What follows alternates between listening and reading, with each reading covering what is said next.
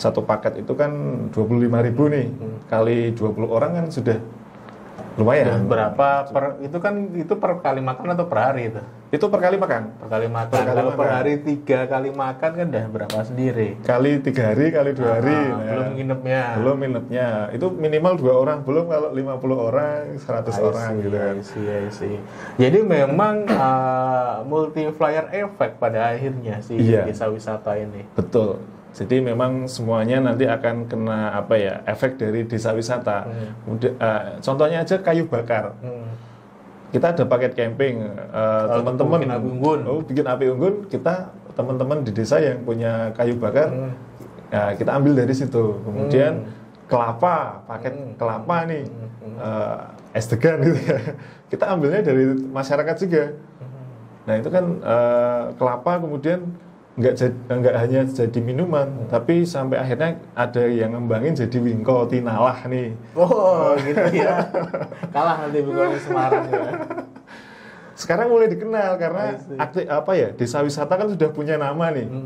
Jadi sekarang tuh ada beberapa warung tuh menggunakan warung lesehan tinalah kayak gitu. Jadi sebegitu mengenanya di masyarakat. Nama desa wisata Tinalah itu dulu tidak pakai nama Tinalah, tapi mengganti di banner pinggir jalan itu jadi lesehan Tinalah. Terus produk-produk itu dikasih nama Tinalah kayak saking gitu. Bangganya mungkin mereka dengan aku bilang multiplier effect-nya, bahwasanya dengan desa wisata dengan aset atau potensi yang mungkin awalnya nggak sama orang, tiba-tiba jadi aset yang bisa dijual dan mendatangkan banyak pengunjung. Mungkin dari sana kebanggaan itu muncul. Iya, saya yakin ini akan menjadi efek yang positif nantinya. Tapi memang butuh waktu ya.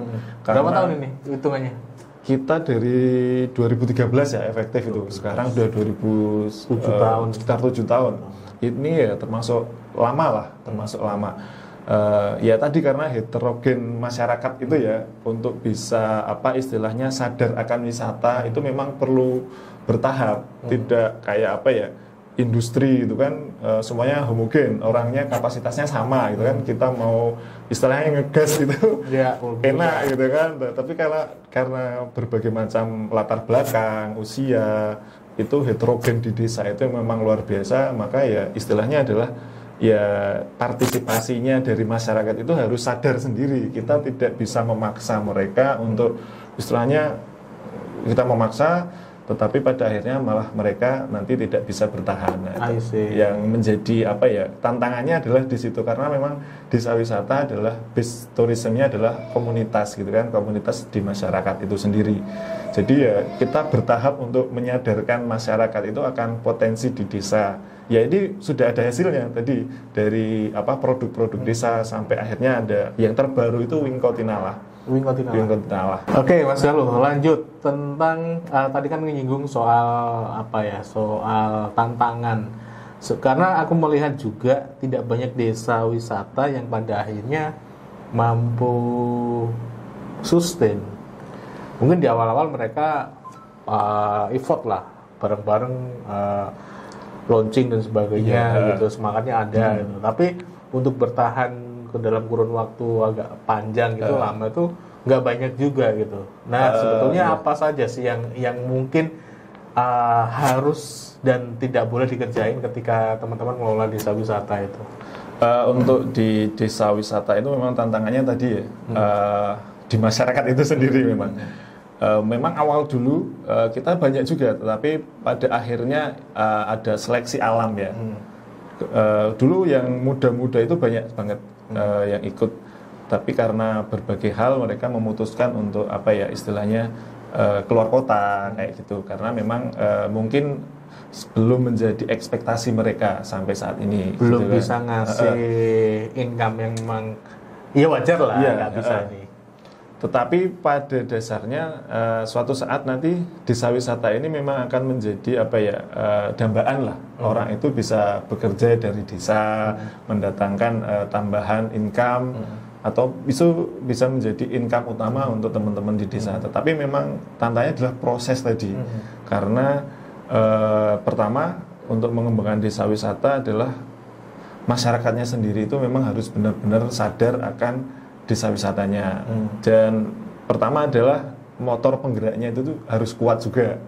Jadi memang harus ada sosok ini, harus ada sosoknya, karena sosok itu yang nantinya akan istilahnya memberi energi lah untuk teman-teman untuk bisa bertahan. Karena ya desa wisata ini kan tidak jangka pendek, prosesnya mungkin bisa jangka panjang gitu kan.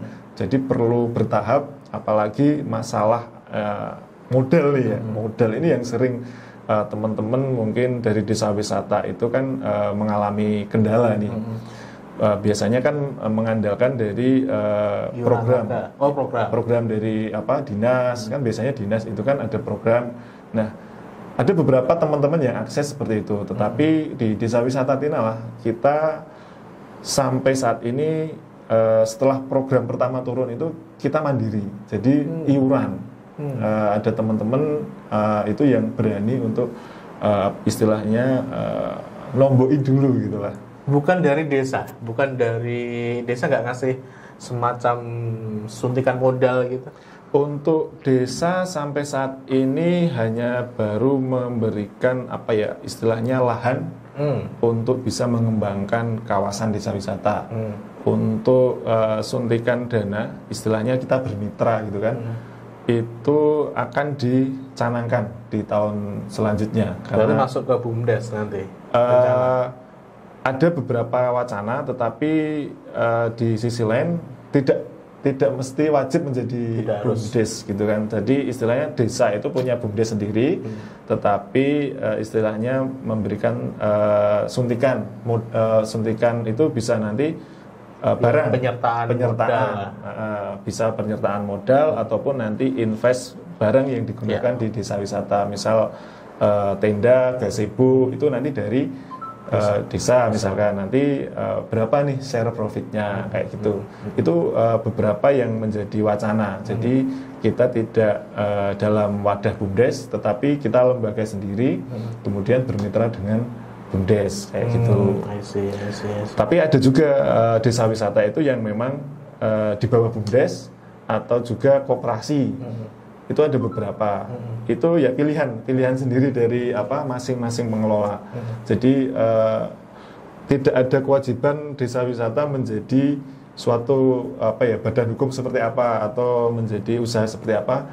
Ini diberikan istilahnya kebebasan setiap pengelola. Ya karena itu tadi yang dibilang mandiri, saya pikir menentukan nasibnya sendiri, menentukan mau dibawa kemana gitu ya. Makanya ada desa wisata yang dia bagus berkembang, ada desa wisata yang semakin hari semakin senyap. Dan aku pikir wajar juga sih. Iya. Karena balik lagi kalau ngomongin desa wisata itu tantangannya cukup banyak, apalagi kalian ini mengorganize banyak kepala, banyak kepentingan, juga masyarakat yang ada di sana. Ya wajar banget kalau pada akhirnya kesana. Tetapi ketika desa wisata itu bisa tumbuh, bisa optimal, ya itu akan menjadi solusi bagi setiap desa sebetulnya. Salah satu solusi yang aku bilang. Nah, Mas Galuh, buka ini nggak sih kalau misalnya ada teman-teman yang pengen belajar gimana sih sebetulnya ngelola desa wisata gitu? Kita buka, kita open. Jadi sudah sudah jalan ya. Ada beberapa teman-teman itu belajar dari kita. Ada dari Jawa Timur, ada yang kemarin juga ada tetangga desa juga, dari teman-teman di Jogja juga ada. Itu mereka berkunjung ke tempat kami, ada yang belajar cara pengelolaan, kemudian belajar cara membuat paket, kemudian juga langsung praktek.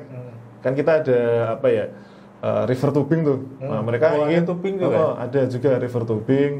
Kita udah lumayan itu terkenal gitu kan. Ada teman-teman dari desa wisata juga ingin belajar river tubing. Mereka kita ajari dari awal sampai akhir. Berbiaya? Iya, berbiaya. Gimana teman-teman bisa ngakses ini? Bisa nyari info kalau mau belajar ke desa wisata Tinalah, Dewi Tinalah, mereka harus ngakses apa sih? Nanti bisa akses di web di Dewi Tinalah. Nanti ketik aja Dewi Tinalah atau nanti lihat di medsos, Instagram atau YouTube, nanti ada kontak juga di situ, bisa hubungi admin Dewi Tinalah, nanti bisa ngobrol lebih lanjut untuk istilahnya ya kita sharing lah gitu kan, nanti bisa berkembang bersama gitu kan. Siap. Iya gitu Mas. Iya, nanti kontaknya, websitenya saya taruh di kolom deskripsi. Teman-teman bisa langsung kontak admin dari pengelola desa wisata Tinalah. Mas Galuh, cerita yang saya pikir cukup inspiratif.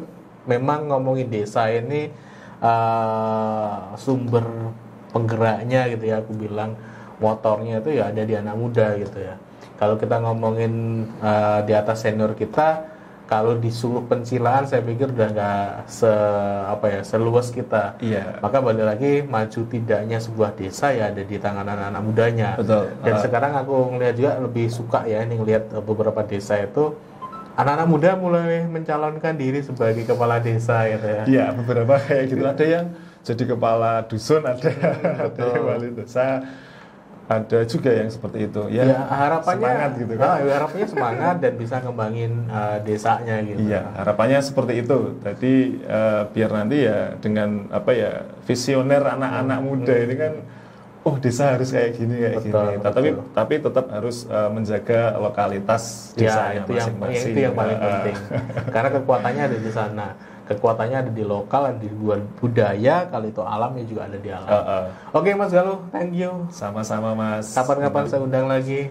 Matur nuwun, bisa berkunjung ini. Siap, saya terima kasih banyak. Besok teman-teman bisa berkunjung nih di desa. Siap, saya pengen nginep juga ke desa wisata Tinalah. Oke, begitu teman-teman obrolan saya sama Mas Galuh.